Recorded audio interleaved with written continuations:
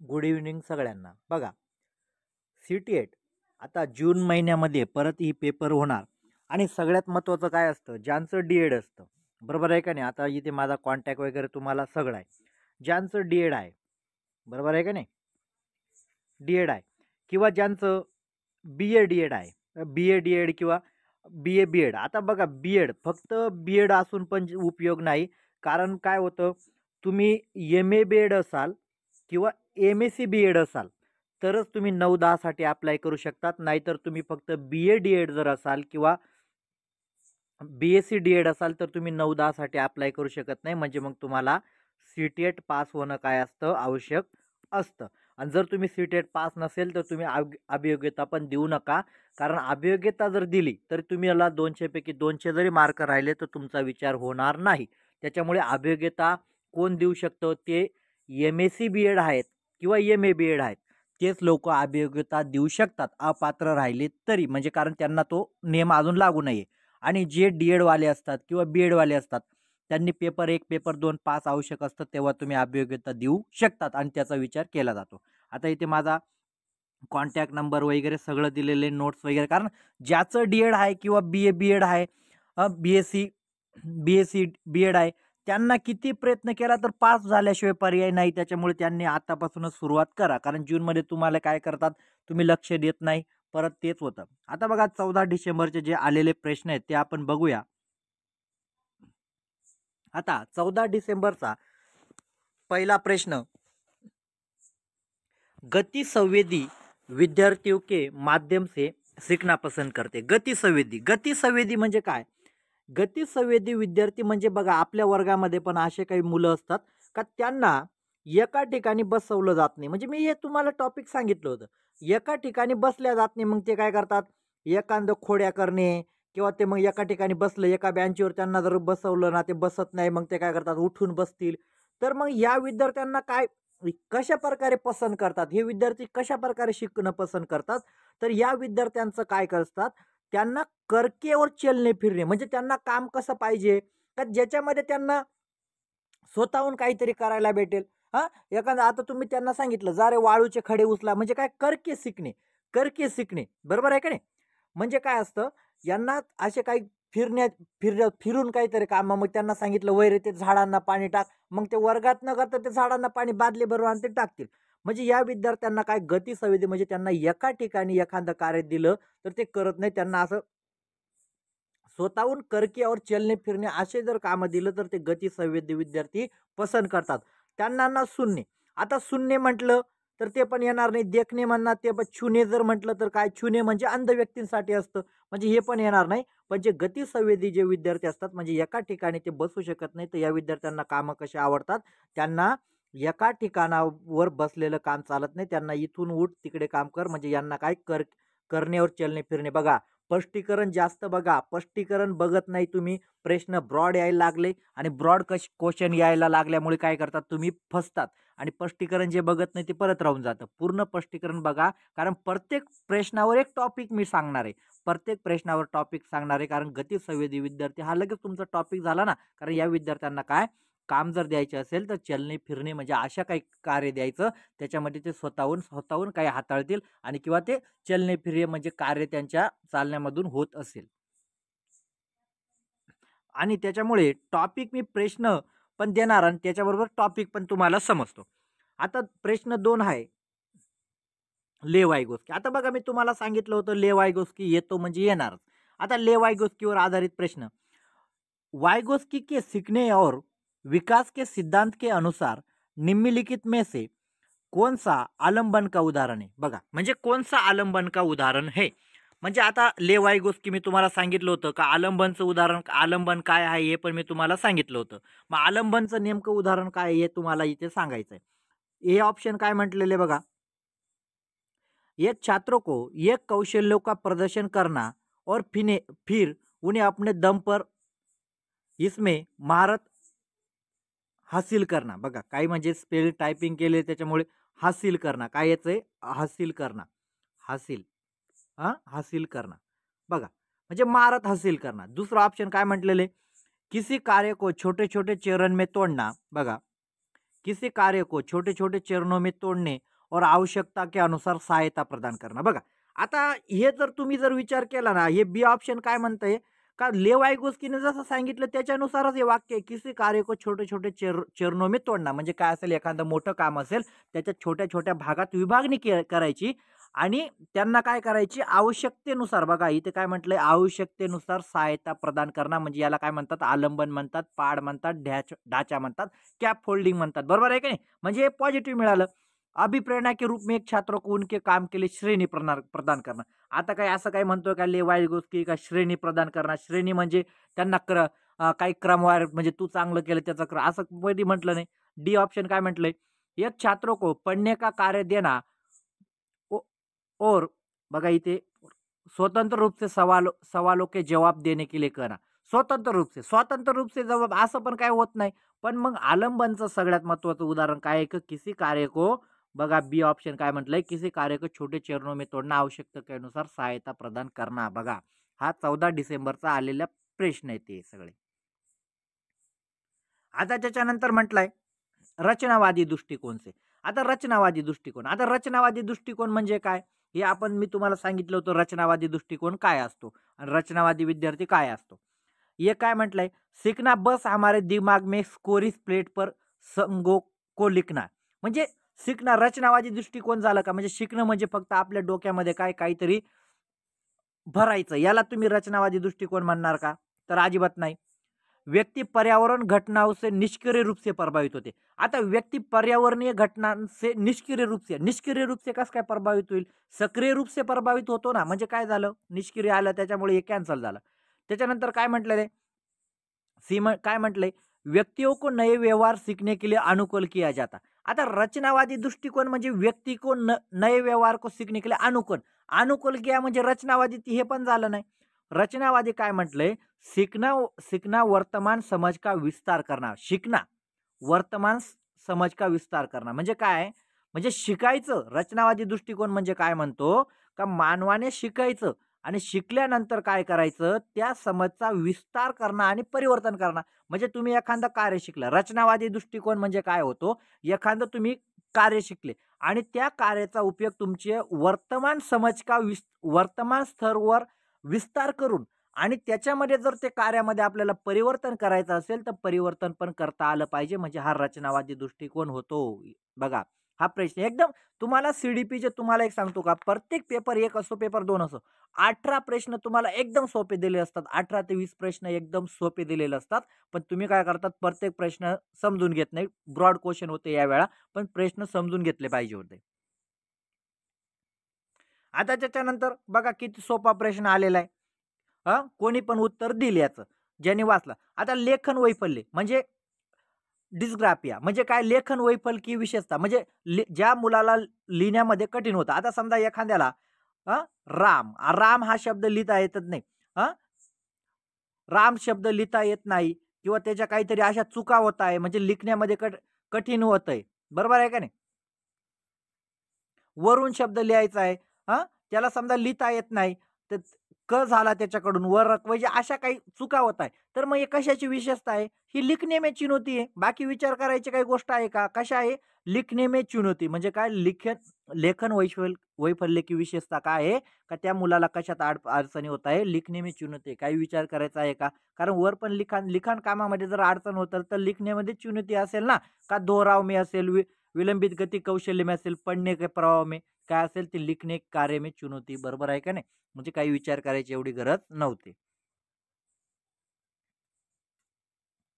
आता त्याच्यानंतर बघा समावेशी कक्षा, समावेश याच्या संदर्भात तुम्हाला प्रश्न येणार म्हणजे येणार. मी तुम्हाला खूप वेळा सांगितलं होतं.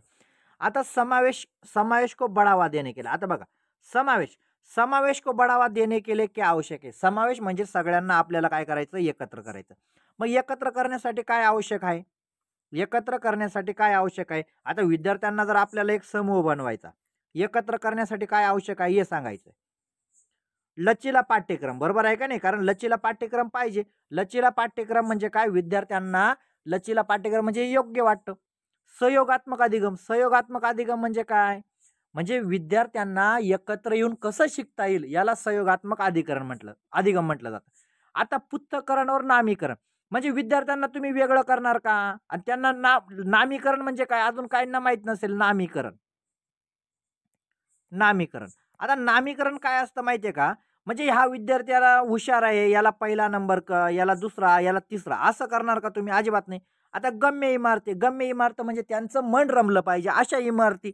म्हणजे बघा इथे पॉझिटिव्ह काय काय झालेलं आहे बघा. लचीला पाठ्यक्रम पॉझिटिव्ह आलेलं आहे, सहयोगात्मक आणि गम्य इमारत. पण हे काय नामीकरण काय आहे? हे निगेटिव्ह आहे. आता नामीकरण निगेटिव्ह आहे, मग हे शोधण्यासाठी सगळ्यात महत्त्वाचं पहिली मी तुम्हाला ट्रिक काय सांगितली होती. आता ज्या ऑप्शनमध्ये सी असेल ते पहिले काढून टाका. आता बघा याच्यामध्ये सी आलेला आहे, चौथ्यामध्ये काढलं, दुसऱ्यामध्ये सी आलेला आहे. आता बघा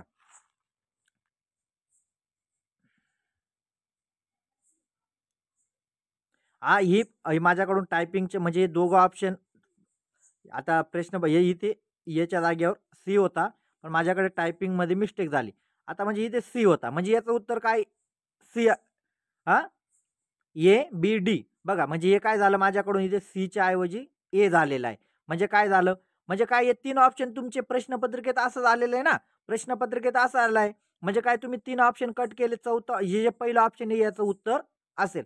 म्हणजे ज्या ठिकाणी तुम्हाला निगेटिव्ह आहे हे निगेटिव्ह पण समजलं पाहिजे कोणतं निगेटिव्ह आहे.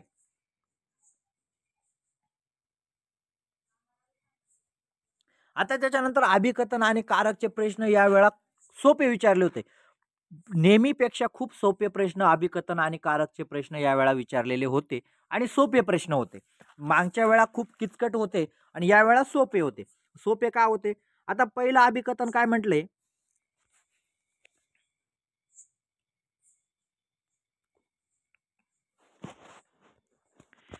शिक्षिका को अपने कक्षा में लड़कों को खेलों में भाग लेने के लिए प्रोत्साहित करना चाहिए, वो लड़कियों को कला अलंकरण कार्य देणे चाहिए. बघा म्हणजे काय म्हणते, शिक्षिकेने वर्गात काय करायचं तर मुलांना काय करायचं म्हणे, खेळामध्ये भाग द्यायला. मराठीमध्ये सांगतो बरं का.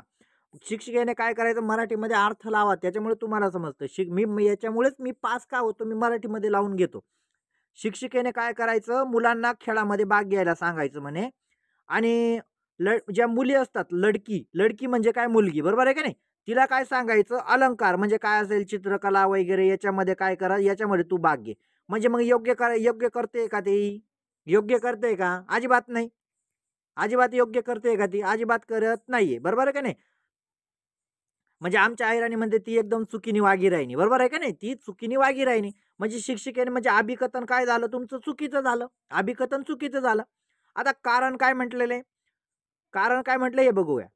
मुख्य रूप से अंतर्निहित जैविक भिन्नताओं के कारण जैविक भूमिका ग्रहण करते. आता असं होतं का, म्हणजे बच्चे मुख्य रूप से अंतर्निहित जैविक भिन्नताओं के कारण जेंडर भूमिका भूमिका ग्रहण करते. बघा जेंडर भूमिका ग्रहण करते. जेंडर भूमिका म्हणजे असं आहे का, जैविक फरक आहे त्याच्यामुळे जेंडर. आता उदाहरणार्थ समजा मुलीमध्ये जैविक भूमिका काय, ती मुलगी आहे म्हणून मग तिला जेंडर मुलगी म्हटलं जातं का? तसं अजिबात नाही. म्हणून तिच्यावर छोटे काम थोपवले जातात का? अजिबात नाही. कारण जैविक भूमिकेनुसार तो आपण काम देतो का? अजिबात देत नाही. तर काय असतं, ही समाजाने तयार केलेलं आहे. म्हणजे काय झालं, हे पण काय झालं, चुकीचं झालं. म्हणजे इथे कारण पण काय झालं, चुकीचं झालेलं आहे. आणि अभिकथन पण काय, दोघी चुकी झालेले. म्हणजे काय, याचं उत्तर काय आहे, ए और आर दोनों गलत आहे. बघा म्हणजे काय होतं, तुम्हाला फक्त प्रश्न समजून घ्यायचा होता. यावेळा खूप अभिकथन आणि कारकचे प्रश्न सोपे. आणि 15 डिसेंबरची खरं जो पेपर झाला ना, त्याची भाषा थोडी कठीण आहे. 15 डिसेंबरची खरंच भाषा थोडी कठीण वापरलेली आहे 14 पेक्षा. आता प्रश्न बघा, जीन पियाजे. आता जीन पियाजे भाऊ आपल्याला कधी सोडत नाही. जीन पियाजे मी तुम्हाला सांगितलं होतं, जीन पियाजे जे शास्त्रज्ञ मी तुम्हाला सांगितलं आलेच. का असं नाही बा तू एखादा सर तुम्ही सांगितलं नाही ते शास्त्रज्ञ आले. जी पियाजे के संज्ञानात्मक विकास किस प्रकार वर्णन. बघा इथे काय होतं ते आपण व्हॉइस वर्णन हे बघा, आपण जे व्हॉइस टायपिंग करतो ना ते हायच येतं मराठीमध्ये. त्याच्यामुळे बघा आता जीन पियाजेने काय सांगितलं होतं, 3 प्रगतिशील स्तर. आता 3 सांगितले होते का? अजिबात नाही. म्हणजे येतं कटलं. एक सतत निरंतर रूप में, हे पण कधी सांगितलं नव्हतं. 4 अतिव्यापी संस्कृती विशिष्ट चरण मी हे पण कधी सांगितलं होतं. पण जीन पियाजेने काय सांगितलं होतं, 4 गुणात्मक रूप से भिन्न चरण. म्हणजे जीन पियाजेने काय सांगितलं होतं का व्यक्तीचा विकासाचे 4 चरण असतात. पण विकास कसा असतो, गुणात्मक रूप से भिन्न असतो. गुणात्मक रूप से म्हणजे जे मूल, आता उदाहरणार्थ बघा, जीन पियाजेने गुणात्मक रूप से, आता तुम्हाला असा पण प्रश्न येतो. आता गुणात्मक रूप से भिन्न म्हणजे काय? आता संवेदीगामक अवस्था असेल. संवेदीगामक अवस्थेमध्ये मुलं काय विचार करतील? बरोबर आहे की नाही? म्हणजे त्याला भूक लागली. हे आता तो मुलगा जर समजा अमूर्त अवस्थेत गेला. अमूर्त अवस्थेत गेला, मग तो म्हणेल का मम्मी मला मम दे. म्हणजे बरोबर आहे की नाही? म्हणजे काय गुणात्मक रूप त्याचं बदलेल. म्हणजे काय होते प्रत्येक पायरीनुसार काय असेल भिन्न चरण म्हणजे काय असेल त्याचा गुणात्मक विकास होईल. आता जो मुलगा समजा आता मूर्त संक्रियात्मक किंवा पूर्व संक्रियात्मक अवस्थेत असला, तर तो काय होईल खेळाच्या वस्तू मागेल. पण तो जर अमूर्त अवस्थेत गेला तर तो काय होईल, आता नाही बाबा मला अभ्यासाकडे लक्ष दिलं पाहिजे, मला शाळेत गेलं पाहिजे. म्हणजे काय गुणात्मक रूपचे बदल झाला. म्हणून याचं उत्तर काय 4. त्याच्यानंतर प्रश्न आहे 7वा. बघा आता तुम्हाला विद्यार्थ्यांवर आधारित प्रश्न येणार. शिक्षिका को ध्यान न्यूनता, अतिक्रियाशीलता, विकार से जूझ रहे छात्रों की आवश्यकताओं के ध्यान रखते समय डॅश डॅशने बचना चाहिए. बघा, बचना चाहिए म्हणजे काय, ते त्याने वापरू नये म्हणजे काय, काय वापरलं नाही पाहिजे म्हणजे काय वापरलं नाही पाहिजे. आता ध्यान न्यूनता म्हणजे ज्या विद्यार्थ्यांना समजा काही आपल्यामध्ये पण काही विद्यार्थी असतात का त्यांना जर आपण काही सांगितलं ना, आता उदाहरणार्थ ABCD किंवा काय आता ABCD हा क्रम सांगितला, तर त्यांच्या लक्षात राहत नाही लवकर. नाही मग सरांनी काय सांगितलं होतं म्हणजे काय त्यांच्या ते लवकर लक्षात राहत नाही. मग अशा विद्यार्थ्यांसाठी तुम्ही काय कराल? पहिला ऑप्शन काय म्हटलंय, बहुसंवेदी सामग्री का उपयोग करणं. आता बहुसंवेदी सामग्रीचा उपयोग, संवेदी म्हणजे त्यांच्यासाठी चांगला आहे ना, बहुसंवेदी सामग्रीचा उपयोग करणं चांगलं आहे. त्याच्यानंतर विकर्ष और शोर करणे. शोर करणे म्हणजे काय? शोर करणे म्हणजे काय? विकर्षण म्हणजे आवाज करणे. शोर करणे म्हणजे ज्या विद्यार्थ्यांना जर त्यांना पहिलेच काहीतरी समजत नाही आणि त्यांना त्यांचं लक्ष राहत नाही आणि तुम्ही जर वर्गामध्ये आ, जोरजोरात आवाज करताय विद्यार्थी, तर त्यांना अजून लक्षात राहणार नाही. म्हणजे काय, हे निगेटिव्ह आहे. पाठ्य सामग्री का निर्देशात्मक लचीलापण. आता बघा काही लोकांचं काय झालंय माहितीये का, काही नाही ते उत्तर दिलेले निर्देशात्मक लचीलापण. मग त्यांना काय वाटलं निर्देश मग काही ना मी तुम्हाला सांगितलं होतं निर्देश. आता निर्देश शब्द आला तर काही नाही, याला काय निगेटिव्ह मानलं होतं. पण निगेटिव्ह म्हणजे काय, निर्देशात्मक लचीलापण. निर्देशात्मक म्हणजे मुलांना नियम लावायचे पण कसे पाहिजे, लचीला पाहिजे. लचीला म्हणजे काय, म्हणजे आता उदाहरणार्थ यांनी सांगितलं असे विद्यार्थी का ध्यान न्यूनता विद्यार्थी आहेत. आता त्यांना जर सांगितलं उद्या सगळ्यांनी 10 पर्यंत पाठ करून आणा, हा तुम्ही निर्देश दिला त्यांना. पण एक ते आता तुम्हाला माहिती आहे काय आहे, जूझ रही म्हणजे काय, त्यांना अडचण येतात. मग तुम्ही काय कराल, जो तुम्ही नियम लावला होता ना त्याच्यामध्ये लचीलापण देणार. लचीलापण मग तुम्ही काय म्हणाल, नाही बाबा मग आता जाऊ द्या 10 पर्यंत पाठ, नाही तर जाऊ द्या 5 पर्यंत का होईना तुम्ही पाठ करा. म्हणजे काय, लचीलापण म्हणजे हे पण चांगलं आहे. हे योग्य नाही. आणि कार्य में छोटे, आता बघा इथे काय म्हटलंय, कार्य को छोटी आसानी से प्रत्येक भागों में तोडणं. म्हणजे कार्य एखादं मोठं जर कार्य असेल त्याला काय करायचं, छोट्या छोट्या भागामध्ये जर तोडलं तर मग ते विद्यार्थ्यांसाठी योग्य आहे ना. म्हणजे ह्या विद्यार्थ्यांसाठी हे पण हे ऑप्शन योग्य आहे, हे ऑप्शन योग्य आहे, हे ऑप्शन योग्य आहे. पण हे ऑप्शन योग्य का नाहीये, कारण तुम्ही जर वर्गामध्ये शोर केला किंवा म्हणजे आरडत राहिले, त्या बिचाऱ्यांना पहिले लक्षात राहत नाही ना, अजून तुम्ही आरडायला लागले तर होईल का, त्यांना परत लक्षात राहील का, अजिबात राहणार नाही. म्हणजे इससे बचना चाहिए. कशासाठी बचलं पाहिजे, विकर्ष और शोर करणे में बचना चाहिए. बघा त्याच्यानंतर प्रश्न 10वा बघा, अभिप्रेरणा. आता तुम्हाला सांगितलं होतं मी अभिप्रेरणावर पण एक आपला टॉपिक झाला होता, बाह्य अभिप्रेरणा आणि आंतरिक अभिप्रेरणा. आता मी तुम्हाला बाह्य अभिप्रेरणा आणि आंतरिक अभिप्रेरणाचं सांगितलं होतं. म्हणजे ज्या आपल्या स्वतःहून मनाला आवडतं. आता उदाहरणार्थ मी म्हणेल का मला चित्रकला आवडते म्हणून मी चित्र काढतो, म्हणजे ही काय झाली, आंतरिक प्रेरणा झाली. बरोबर आहे की नाही. आणि मी म्हटलो माझ्या शिक्षिकेला चित्र बघायला खूप आवडतं म्हणून मी चित्र काढतो, असं जर झालं तर ही काय झाली, बाह्य प्रेरणा. कारण माझ्या शिक्षकाला आवडतं म्हणून मी काय करतो, चित्र काढतो, म्हणजे ही बाह्य प्रेरणा झाली. मग त्याचमुळे आंतरिक आणि बाह्य प्रेरणांचे फरक तुम्ही समजून घेत चला. आता बाह्य प्रेरणाचं काय होतं, निम्न में से कौन सी बाहरी प्रेरणा का सही वर्णन करणार, म्हणजे बाहरी प्रेरणाचं उदाहरण काय. आता पहिलं ऑप्शन काय म्हटलंय, अभिप्रेरणा जो आंतरिक कारको से आते. आता आंतरिक कारके म्हणजे आवड, छंद याच्याने जर येत असेल तर ती आंतरिक प्रेरणा झाली. यांत्रिक झाले. आपल्याला बाह्य प्रेरणाचं वर्णन करायचंय. दुसरं काय म्हटलंय? अभिप्रेरणा जो वातावरण परिणाम से आते. आता बघा इथे वातावरण परिणाम. वातावरण म्हणजे काय? आंतरिक झालं का? म्हणजे बाहेरचं झालं ना. त्याच्यानंतर काय म्हटलंय? अभिप्रेरणा जो व्यक्तिगत संपुष्टि की भावना से आते. व्यक्तिगत म्हटलं तर ही पण आंतरिक झाली. बरोबर आहे की नाही? ही आंतरिक झाली. अभिप्रेरणा का जो कार्य में व्यक्ती आनंद. आता आनंद केव्हा येईल व्यक्तीला? जेव्हा तो स्वतःहून उत्साहित असेल. म्हणजे काय झालं? हे ऑप्शन, हे ऑप्शन आणि हे ऑप्शन हे काय झाले? आंतरिक प्रेरणा झाले. हे आंतरिक झालं आणि हे झालं बाह्य. बाह्य म्हणजे वातावरणचं आहे ना हे. वातावरणचं आहे. म्हणजे हे झालं बाह्य प्रेरणा. म्हणजे बाह्य वातावरण कारकावर प्रभाव व्हाल. म्हणजे एखाद्याला वाटत असेल का नाही माझ्या वातावरण कारक म्हणजे नुसतं आपल्याला वातावरण म्हणजे आपल्याला काय आठवतं? उन्हाळा, पावसाळा हेच आठवतं. वातावरण म्हणजे बाहेरच्या गोष्टी. म्हणजे उदाहरणार्थ माझी शिक्षिका म्हणत असेल का मला चित्र खूप आवडतात त्याच्यामुळे चित्र काढा. मग काय असेल? ही बाह्य अभिप्रेरणा झाली ना. ही बाह्य अभिप्रेरणा झाली. वातावरण कारक आहेत ना. वातावरण कारक मग माझी शिक्षिका जर म्हणत असेल मला चित्र आवडतं म्हणून तुम्ही काय करा? चांगले चांगले चित्र काढा. मग तुम्ही कोणासाठी चित्र काढतात? वातावरण कारकामुळे. म्हणजे वातावरण कारक म्हणजे काय झालं? बाह्य प्रेरणा झाली. बाह्य प्रेरणा झाली. आणि या ज्या तिघ प्रेरणा आहेत या आंतरिक आहेत. आंतरिक का आहेत? कारण याच्यामध्ये व्यक्तीचे स्वतःहून आनंद, याच्यामध्ये व्यक्तिगत आनंद, व्यक्तिगत संपुष्टी त्याच्यानंतर आंतरिक कारको से आती है. म्हणजे काय झालं? या तीन काय झाल्या? या ज्या तीन आहेत या आंतरिक प्रेरणाचं उदाहरण आहे आणि हे जे आहे हे बाह्यचं ऑप्शन 2 आहे. बघा या प्रकारे आलेला प्रश्न. तुम्ही किचकट तुम्हाला वाटत असेल आणि तुम्हाला एक सांगू का? ज्या मुलांचं डी-एड आहे. आता या मुलांना काय तुम्ही किती करा बाबांनो. तुमचं डी-एड आहे ना, डी-एड आहे. बघा मी तुम्हाला सांगतो डी-एड आहे. बरोबर आहे का नाही? डी-एड आहे आणि फक्त तुमचं बी-ए आणि बी-एड आहे किंवा एम-एस-सी बी-एड आहे. तुम्ही किती प्रयत्न करा, तुम्ही किती अभियोग्यता जा, ही पेपर काढल्याशिवाय टी-ए-टी किंवा सी-टी-ए-टी तुम्ही लागू शकत नाही. तुम्हाला कोणी काही सल्ले देत असेल, कसं एवढे-एवढे पैसे द्या, मग आमच्याकडे होतं असं नाही. लक्षात काय ठेवायचं? तुम्हाला टी-ए-टी किंवा सी-टी-ए-टी पास व्हावं लागेल. तरच तुम्हाला शिक्षकाची नोकरीचं स्वप्न बघता येईल. आणि जर तुम्ही मग काही ना काही स्पष्टीकरण कंटाळवाणी वाटतं, टॉपिक नाही. अरे मला सांगा ना, एक टॉपिक बाहेरील काय प्रश्न आलेला होता? एक सुद्धा टॉपिकच्या बाहेर प्रश्न नाही. तुम्ही हाताने नापास झालेले आहेत. हाताने नापास झाले. टाइम मॅनेजमेंट नाही. कोणी काय केलं माहितीये का? शेवट डायरेक्ट गोल केले तर डायरेक्ट 4ला.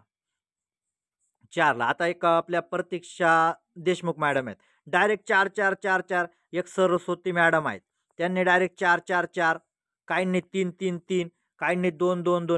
असे जर तुम्ही 20, 30 प्रश्नांना वेळ मॅनेजमेंटमुळे गोळ करत आले तर तुमचे खरंच उत्तर बरोबर येणार आहे का? मी तुम्हाला किती ओरडत होतो. आता अश्विनी पात्रे म्हणून जी म्हणजे माझ्यापेक्षा लहान आहे म्हणून मी तिला खूप सांगितलं का नाही बाबा मी तुला जेवढं सांगतो ना तेवढं कर. OMR काढ. डुप्लिकेट तिने OMR काढल्या, प्रॅक्टिस केली, ते केलं, सराव केला आणि तिनं टाइम मॅनेजमेंट केलं. आणि मी तुम्हाला खूप सांगत होतो काहींनी टाइम मॅनेजमेंट केलं नाही. सर माझी कधी शाळा आहे आणि आमच्या विद्यार्थ्यांना काय आहे, आमचे पेपर चालू आहे आणि याच्यामध्येच तुम्ही वेळ घातला.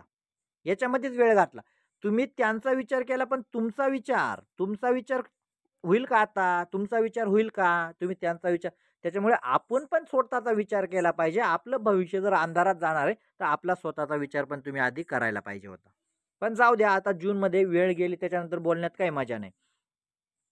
त्याच्यानंतर काय म्हटलंय 13वा वायगोस्की के अनुसार बच्चे स्वयं से बात करते. आता बघा स्वयं से बात करते म्हणजे मी तुम्हाला आत्मवाक सांगितलं होतं. आत्मवाक म्हणजे आता जे काही नवीन बघतील त्यांना सांगतो. आत्मवाक म्हणजे काय? लहान मुलांना जर तुम्ही एखादी वस्तू आणायला लावली ना, उदाहरणार्थ त्यांना सांगितलं जाय रे दुकानावरून काहीतरी तुम्ही त्यांना 2-3 वस्तू सांगितल्या. साखर असेल, काय असेल पार्लेजी वगैरे काही सांगितलं. तर ते मुलं काय करतात माहितीये का? मनातल्या मनात एक वेळा म्हणून घेतात. साखर 1 किलो, एक सपट चहाचा पुडा आणि एक पार्लेजी असं म्हणतात बघा. तुम्ही स्वतःवरून बी अनुभव घ्या तुम्ही पण आणि मी पण. म्हणजे काय एक वेळा हे मनात म्हणतात. का म्हणतात? कारण ते स्वतःचे जे विचार असतात ना त्याला नियंत्रण करण्यासाठी म्हणजे काय असेल म्हणजे ते नियंत्रण करण्यासाठी हे असं करतात. मग हे लेवाई गोष्टीने सांगितलं होतं. तर मग हे कशासाठी करतात? स्वयं से बात क्यों करते? का बरं करतात? नाही मग ते वेड्यासारखे बोलत असतील. मग काहींना माहित नसेल, काही म्हणायला पण बसले. का नाही मग त्यांच्या डोक्यात फरक पडलेला असेल म्हणून ते आपण म्हणतो ना तो स्वतः बोलतो. स्वतः बोलतो म्हणजे मग तो वेडा. आपल्याकडे काय समजलं वेडा. म्हणजे एखादा इंजिन आपण पण सुद्धा बघा एखादी काही संकल्पना किंवा वर्गामध्ये काही एखादं भाषण देण्याच्या आधीच आपण काय करतो, मनातल्या मनात किंवा स्वतःच बोलतो का मी सुरुवात कशी करेल, मग एखादा शब्द आपण काय करतो, जे प्रभावी शब्द ते स्वतः बोलून दाखवतो. हे कशासाठी केलं जातं? आता हे कसं क्यू आंतरतार्किक अतार्किक होते. अतार्किक असतात का ते? अजिबात नाही. विचारावर आत्मनियमन मी सहायता केली बघा. म्हणजे विचार आणि आत्मनियमनात त्यांच्या सहायतासाठी हे असं करतात. आत्मसुदृढ प्रदान करणे केले अजिबात नाही. क्यू आत्मकेंद्री होते अजिबात नाही. आत्मकेंद्री होते म्हणजे कोण येईल इथे? आता हे आत्मकेंद्री जर येतं, ज्या ठिकाणी आत्मकेंद्री येतं त्याचं उत्तर काय असतं? आता बघा, आत्मकेंद्री आणि स्वयंनियमन याच्यात फरक आहे. फरक कसा आहे मी तुम्हाला सांगतो. आता आत्मनियमन ज्या ठिकाणी तुम्हाला शब्द दिसेल ना, आत्मनियमन, आत्मकेंद्री हा आहे आपला पियाजी भाऊ. कोण आहे? पियाजे.